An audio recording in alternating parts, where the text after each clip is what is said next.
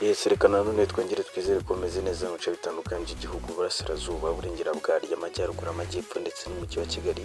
Hanyuma muri akanya rero bisanzwe mba muzaniye update cyangwa se ya makuru abagenda atigisa imbuga nkoranyambaga zigatigita.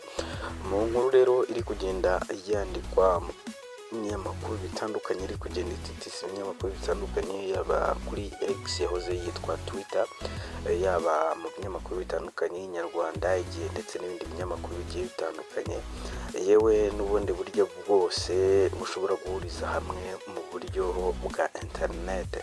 Ni inkuru yo mu minsi wabaye Miss 2020. Uwo rero nta wundi ni Miss Naomi, umwana mwiza cyane, umukobwa mwiza, umukobwa benshi badashidikanyaho, inseko ye, ubwiza bwe bwo mu maso, kuba ateye neza, imivugire, kwitonda, kubana neza, kwisanzura n'ibindi byinshi cyane.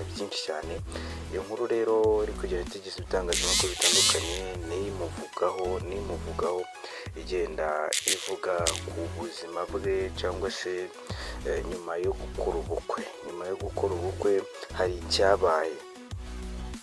Twongere twibukiranye ko yashyingiranywe ndakeka ni ku itariki gutyo 24 gutyo z'Ukuboza mu mwaka wa 2024. Maze turi mu mpera z'ukwezi kwa mbere umwaka wa 2026.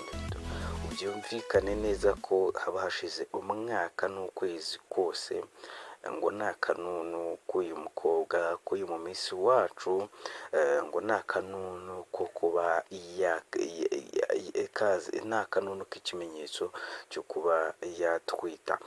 Ibi bintu rero biri kugenda bitera impaka mu buryo butandukanye. Maze ndaranganya amaso muri ibi binyamakuru bigiye bitandukanye, uwitwa Edman Ishimwe ukunda gukoresha urukuta rwa X, ugenda ukunda gupostinga update ndetse ariko ukunda no kwivanga mu buzima bw'abantu, reka mwongereho ambabarire, ukunda kwivanga mu buzima bw'abantu, niwe wapostinze iyi nkuru agira ati umwaka urashize urengaho, witwa Miss Naomi 2020 nta kanunu ko gutwita.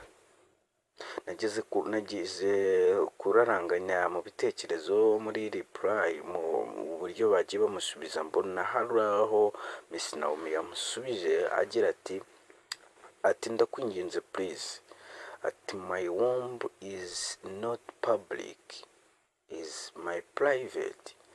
Gutwita kwanjye ntago ari rusange, gutwita umwana wanjye, ubuzima buryo mbutwaramo ntabwo biri rusange, ni ubuzima bwanjye bwite, ibyo ntibikureba habe na gato, ibyo ntibikureba, nta na kimwe bikwiye kuguteraho ikibazo, kuko ibyo ntibikureba habe na gatoya. Ni ibintu rero byagiye bica impaka cyane, bamwe bagiye bamusubiza, ndaranganya amaso mu bandi bagiye bamu bitekerezo vuga bati ibyo ni ukwivanga ku buzima bw'umuntu. Ariko natwe reka mvuge ngo nibyo koko birakwiye, birashoboka ko amaze umwaka n'ukwezi ataratwita habe na gato. Mu by'ukuri nta wakifuza kubura, nta wakifuza mbega kubura akana k'imfura, by'umwihariko y'abantu bagishakana bose baba bahararanye. Reka turebe mu basitari batandukanye ba Butera Knowless n'abandi benshi batandukanye, akana ka mbere ni akana kaba gakenewe cyane, buri wese agira amatsiko. Yewe na ba mabukwe, ba bandi bo mu miryango wa hafi, ababyeyi bawe, ababyeyi b'abageni nyine, nabo ni ubuzima bushya baba bategereje, ni umwana mushya baba bategereje, ni umwuzukuru baba bategereje. Ntekereza ko rero ntawakanga gutwita. We nubwo yavuze ko ashobora kuba ari imipangu ye, hari uburyo atwaramo ubuzima, ariko wenda niba hari n'ikibazo, ntekereza ko bidakwiye kugenda bivugwa mu bitangazamakuru, kuko ni ubuzima busanzwe, ni ibintu bibaho. Birashoboka ko umuntu ashobora kujya mu rugo akaba yamara n'imyaka 2 atarabona urubyaro. Kubona urubyaro rero ntabwo ari ikintu kiba cyoroshye, nk'uko navuga ngo ibi ni imikorere y'Imana. Igihe cyageze nyine kiragera ukaba wabona urubyaro, ariko nanone si wowe urugena. ibyo wakora byose ujye umenya ko atari wowe urugena, niba waranarubonye jya ushimira Imana kuko si ibintu biba byoroshye. Ni ibi rero nakubwira, gusa icyo navuga ahangaha uburyo nasuzamo nkubwira ni uko bidakwiye kugenda mumutaranga ku mbuga nkoranyambaga ku masosho platform agiye atandukanye, kuko nawo si umuco mwiza. Reka mbashimire rero, mwakoze kubana nanjye.